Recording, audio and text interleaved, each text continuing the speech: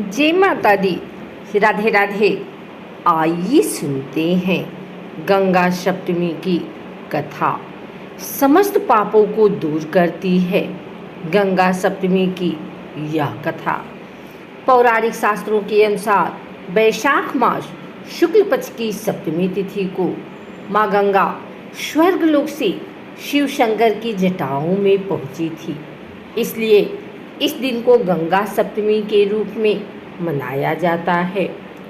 जिस दिन गंगा जी की उत्पत्ति हुई वह दिन गंगा जयंती वैशाख शुक्ल सप्तमी, और जिस दिन गंगा जी पृथ्वी पर अवतरित हुई वह दिन गंगा दशहरा ज्येष्ठ शुक्ल दशमी के नाम से जाना जाता है।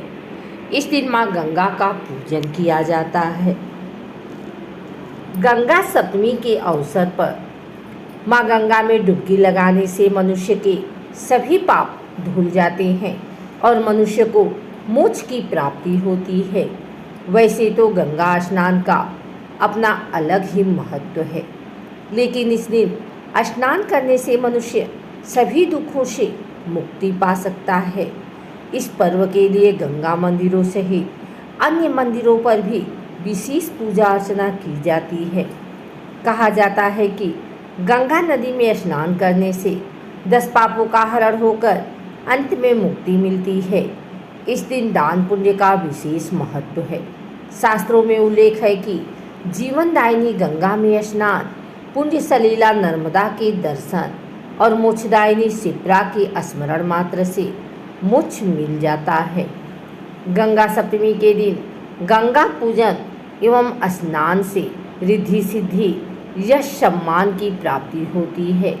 सभी पापों का क्षय होता है। मान्यता है कि इस दिन गंगा पूजन से मांगलिक दोष से ग्रसित जातकों को विशेष लाभ प्राप्त होता है। विधि विधान से किया गया गंगा का पूजन अमोघ फल प्रदान करता है। पुराणों के अनुसार गंगा विष्णु के अंगूठे से निकली हैं, जिसका पृथ्वी पर अवतरण भगीरथ के प्रयास से कपिल मुनि के श्राप द्वारा भस्मीकृत हुआ।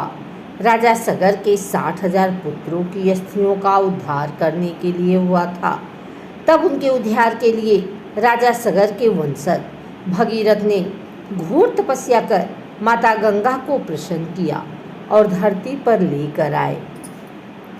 वैसे तो गंगा नदी के साथ अनेक पौराणिक कथाएं जुड़ी हुई हैं, जो गंगा जी के संपूर्ण अर्थ को परिभाषित करती हैं। गंगा नदी हिंदुओं की आस्था का केंद्र है और अनेक धर्म ग्रंथों में गंगा महत्व का वर्णन देखने को मिलता है।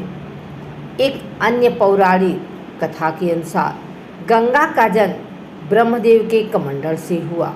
एक अन्य मान्यता है कि वामन रूप में राक्षस बलि से संसार को मुक्त कराने के बाद ब्रह्मदेव ने भगवान विष्णु के चरण धोए और इस जल को अपने कमंडल में भर लिया। एक अन्य कथा के अनुसार जब भगवान शिव ने नारद मुनि, ब्रह्मदेव तथा भगवान विष्णु के समक्ष गाना गाया, तो इस संगीत के प्रभाव से भगवान विष्णु का पसीना बहकर निकलने लगा, जिसे ब्रह्मा जी ने उसे अपने कमंडल में भर लिया और इसी कमंडल के जल से गंगा का जन्म हुआ। सनातन शास्त्रों में माँ गंगा की उत्पत्ति का वर्णन है। त्रेता युग में इक्ष्वाकु वंश के राजा सगर अयोध्या में राज्य करते थे। उन्होंने अपना राज्य का व्यापक विस्तार किया। हालांकि उनके मन में सम्राट बनने की गहन इच्छा थी। इसके लिए उन्होंने पंडितों से सलाह लेकर अश्वमेध यज्ञ करने की ठानी और उन्होंने पुत्रों को घोड़े के साथ पृथ्वी भ्रमण की आज्ञा दी।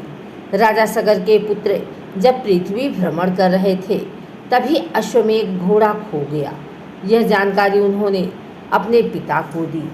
राजा सगर ने किसी भी कीमत पर अश्वमेध घोड़ा लाने की सलाह दी। इसके बाद राजा सगर के पुत्र घोड़े को ढूंढते ढूंढते कपिला ऋषि के आश्रम जा पहुँचे।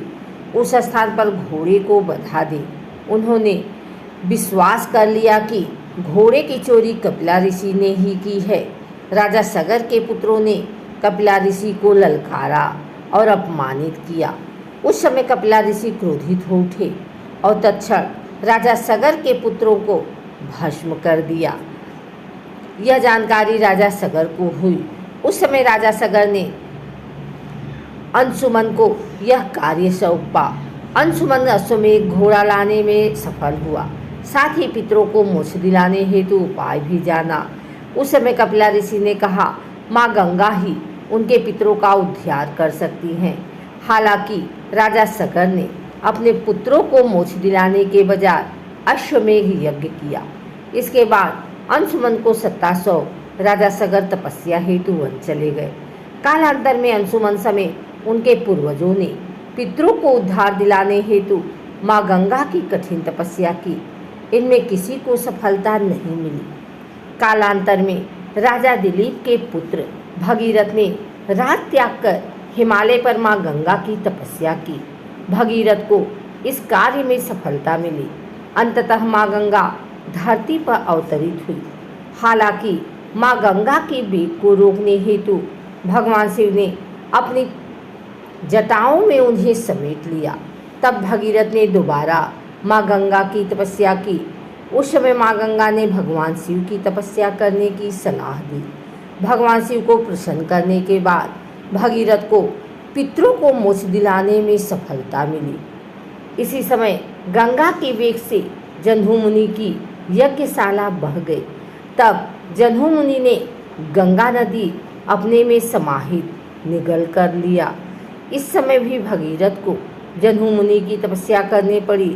तब वैशाख माह के शुक्ल पक्ष की सप्तमी तिथि को जन्हू मुनि ने अपने कानों से गंगा को बाहर निकाला। भगीरथ ने रसातल में जाकर अपने पितरों को उद्धार किया। जब गंगा नदी में राजा सगर के पुत्रों की अस्थि मिली तो उन्हें मोक्ष की प्राप्ति हुई।